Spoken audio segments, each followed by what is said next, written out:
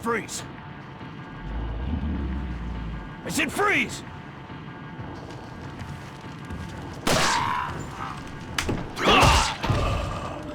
Resident Evil 4 is badass, and the intro is one of the best parts. Very few games open with such a bold and attention-grabbing intro, especially in modern games. So, today we're gonna be talking about it. Uh-oh. For those of you who don't know, this game is about playing as Sigma agent Leon Kennedy, who's sent on a dangerous mission into the heart of Spain to rescue the United States president's daughter. And then, he has to donate $300 billion to the state of Israel. Full disclosure for the video, so the gamer please don't come after me, this is not vanilla RE4. I'm currently using the RE4 HD Project mod, which will be available in the description. This doesn't really change the overall look of the game, it just kind of upscales all the textures and adds in little tweaks like being able to change the FOV. If you haven't tried it already, I highly recommend it. Right off the rip, I like that you're in full control of Leon when the game starts. There isn't some kind of slow, scripted sequence where you have to agonizingly walk towards the house or anything like that. You assume full control of your character the first second of gameplay, which is good because the camera and movement feel weird as hell. This game has slow tank controls and an even bigger pill to swallow. You have to stand completely still to aim and shoot.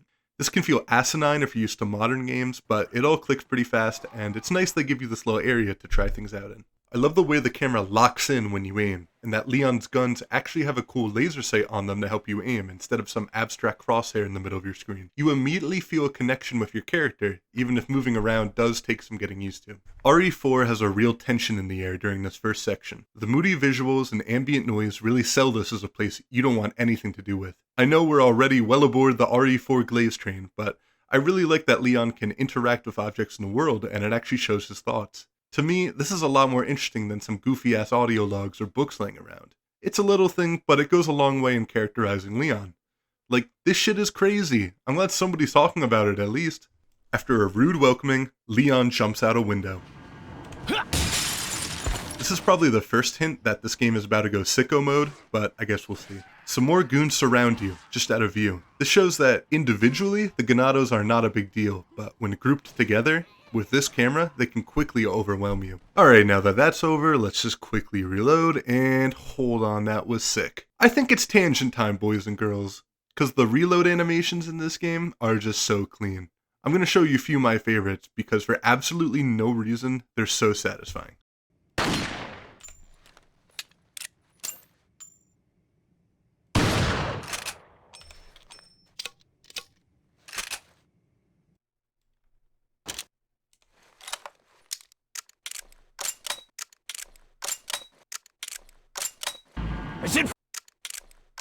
Okay, my bad, I'll stay focused. After this, you're led along some short areas, you make some new friends.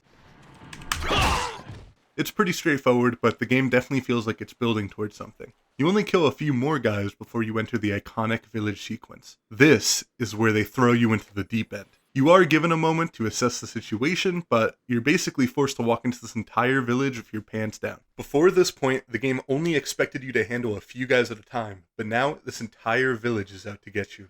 They come in numbers you just aren't ready for, and this time there's no thin hallway to shuffle them down. The entire village is its own open-ended combat arena, and they can ambush you from any direction. With only the meager amount of time you've had to get used to the controls, this can feel like a huge step up in difficulty and is insanely overwhelming. If you haven't guessed it already, this part is meant to induce panic in the player, and along with the anxiety-inducing music, it feels like such a crazy ramp-up after that slow burn at the beginning. You fight a few more guys. Hopefully you don't get milli-rocked too much, but just when you kill enough, even more show up. Being the pro gamer that you are, you take refuge in a nearby house. The quick cutscene here is so good, it's stressful and it introduces you to my favorite anime character, Chainsaw Man. When everything seems hopeless and overrun, they're at the windows, they're banging on the door, you run to the top of the stairs to avoid them. And that's when you find the shotgun and a grenade waiting at the top. In a second, the tables are turned.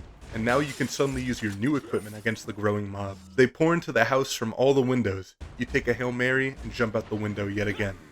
But of course, it's not that easy. The shotgun is powerful, but there's just too many of them. Soon you're out of ammo and the horde is at your neck. Chainsaw Man, the manga, continues to sprint towards you. He's insanely dangerous because he can kill you in just one hit.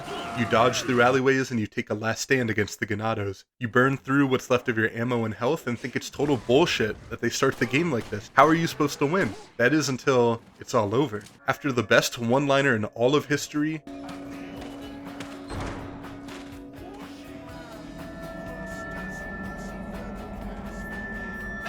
Where's everyone going? Bingo? you're back in the village, but this time, the air lays still. The music stops, and you're free to look around for any materials as long as you want. A welcome reprieve after such an intense opening. This initial slow rise in tension into a climactic battle in the village is what makes this intro so memorable. Remember, this is all just 15 minutes into the game. In just the introductory chapter alone, the game gives you rising action, a climax, and then some breathing time afterwards. RE4 never lets off the gas after this moment either. This consistent and near perfect pacing is what makes RE4 such a classic, and makes the intro to this game so fun and compelling to come back to. I'm willing to bet that most people who like this game are like me, and they'll come back for multiple playthroughs. I think at least part of that is how efficiently the opening gets you into the game. It's all killer, no filler. Something, first impressions matter. Our clocks are always ticking as soon as we exit the womb, so at least Resident Evil of all things doesn't waste our time. Thanks for watching.